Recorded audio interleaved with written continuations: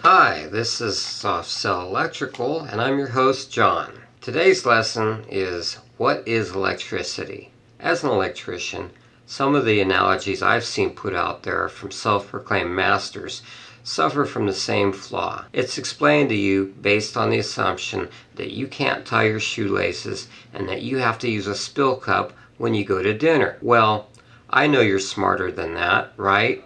Right? Of course you are. So I'm going to explain it to you in terms of how it really works. Let's start by saying what it's not. It's not a garden hose, it's not water, it's not a lake that you can tip on one side, and for goodness sakes, it's not a billiard ball being hit by a 120-pound weakling or 240-pound biker. Quite simply, electricity is electrons going through a wire. Got that? Again, that's electrons moving through a wire or a conductor. What's an electron? It's a charged particle, and that's all you really need to know. So now we know what electricity is, right? Okay.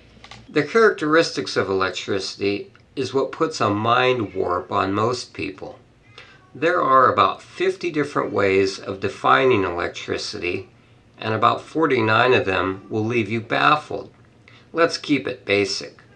For your benefit, we're going to define electricity using three basic terms, and you will remember these terms. They are volts, amps, and watts. Let's start with amps, because once you know what amps are, everything else will be fairly easy. So easy, a cave person could understand it. Well, maybe not, but I know you will, because you're smart, right? An amp is actually a measurable amount of electrons. Remember electrons? Good. To be exact, 1 amp is 6.241 billion electrons going through a conductor every second. Or you could say 6.2 quintillion electrons per second. That's actually more than our national debt. So now you know that an amp is a measurable amount of electricity. It is a specific number of electrons. Now we come to the second term, voltage. This is the term that the highest paid, smartest people in the entire universe use a garden hose to explain to us simple folk. Really? A garden hose? $100,000 in education? And that's the best you can do? These nerds do have one analogy right, and that is pressure. Voltage can be compared to pressure because it is the speed of the armature that determines voltage. That armature speed is in a way like applied pressure. Before going any further, I have to tell you that I'm not going to use any abstract ideas in a vain attempt to explain something that clearly needs illustrations to comprehend. So you've been looking at this diagram, and some of you have thought, gee, that looks like a generator. Okay, great. Now here I'm going to ask you to remember two highly technical terms, stator and armature.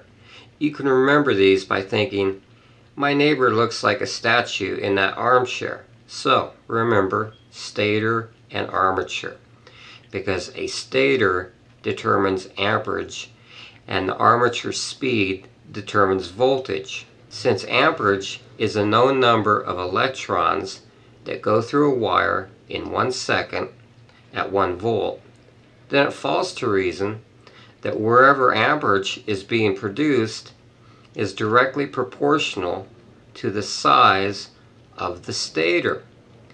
In this case, size really matters. The stator's size and number of windings is directly proportional to the amount of amps produced. This relationship is so simple that even an Egbert can understand it.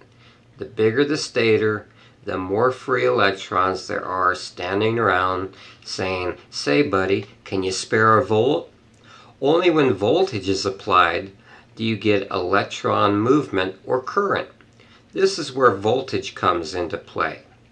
To dislodge those lazy electrons hanging around the stator, an armature comes by with a repulsive charge. Every time that armature comes by, a known amount of electrons go through the conductors you see on the sides of the generator. Now voltage is directly proportional to the speed at which the armature moves. If it moves slow, you have low voltage.